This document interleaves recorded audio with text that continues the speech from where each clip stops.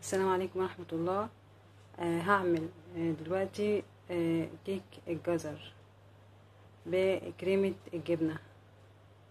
كيك الجزر من الأصناف الحلوة الخفيفة اللذيذة المغذية، بما ان المكون الأساسي بتاعها الجزر.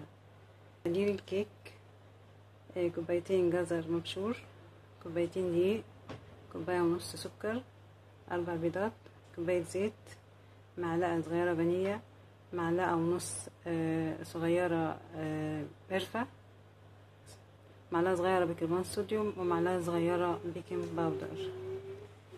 هنبتدي نجهز الكيك. هنضرب السكر مع البيض، الفانيليا،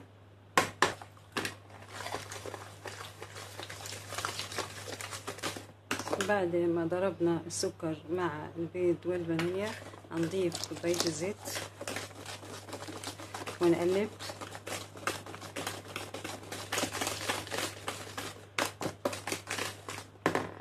بعد كده هنضيف البيكنج باودر والقرفة والبيكربونات وكربونات الصوديوم للدقيق، وهنضيفه لخليط البيض والسكر والزيت بالتدريج.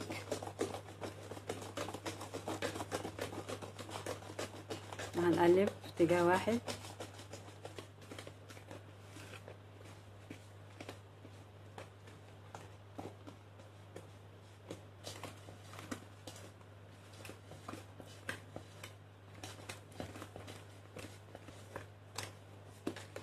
بعد ما قلبنا الدقيق مع البيض والسكر والزيت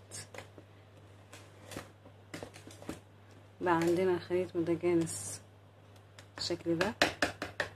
هنشيل المضرب وهنضيف الجزر المبشور بالتدريج وهنقلب بالمعلقة.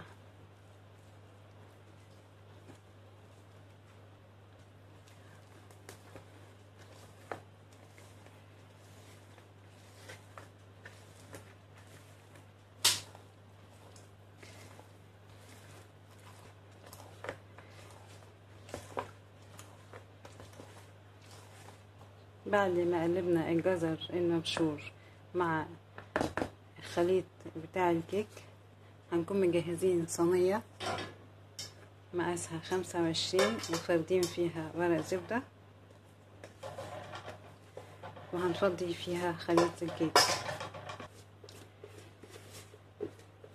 هنفضي كل خليط الكيك في الصينية.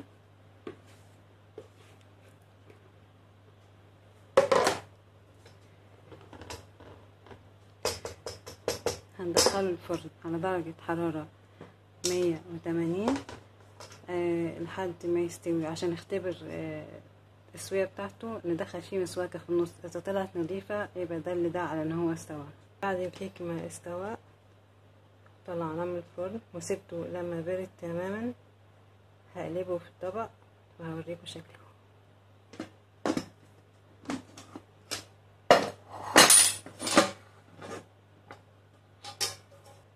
شيل عليه ورق الزبدة. هنزينه عشان نجهزه للتقديم. انا هنا مجهزة كريمة جبنة عبارة عن نص كوباية جبنة كريمة، معلقتين زبدة، وكوباية سكر بودرة، معلقة صغيرة عصير ليمون، ومعلقة صغيرة فانيليا. ضربتهم لحد ما بقى القوام بتاعها بالشكل ده. هنزلها وافردها على الكيك بحيث ان هي تغطي سطح الكيك.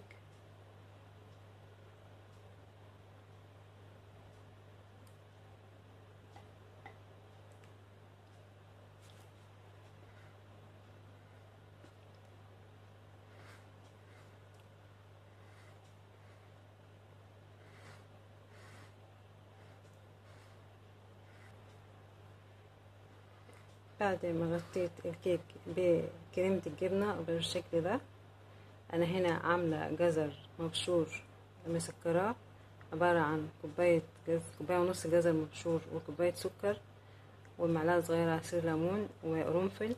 حطيتهم على النار لمدة 10 دقايق لحد الجزر ملان وبقى بالشكل ده. هزين بيه الكيك. نحط الجزر كده على الجنب. حطينا الجزر المبشور المسكر على اطراف الكيك. انا هنا عامله جزر صغير شرايح احطه في النص كده بحيث ان هو يدي شكل جمالي للكيك كديكور.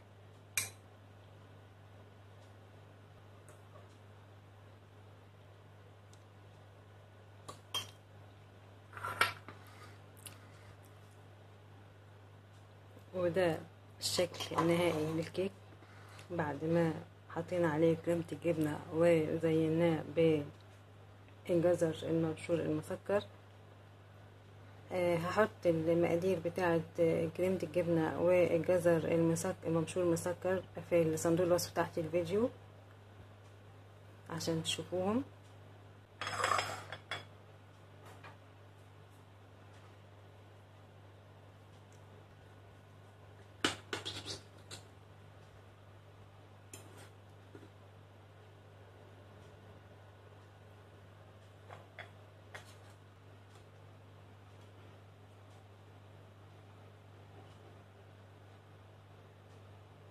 كيك خفيف وهش، طعمه لذيذ جدا، قيمته الغذائية العالية.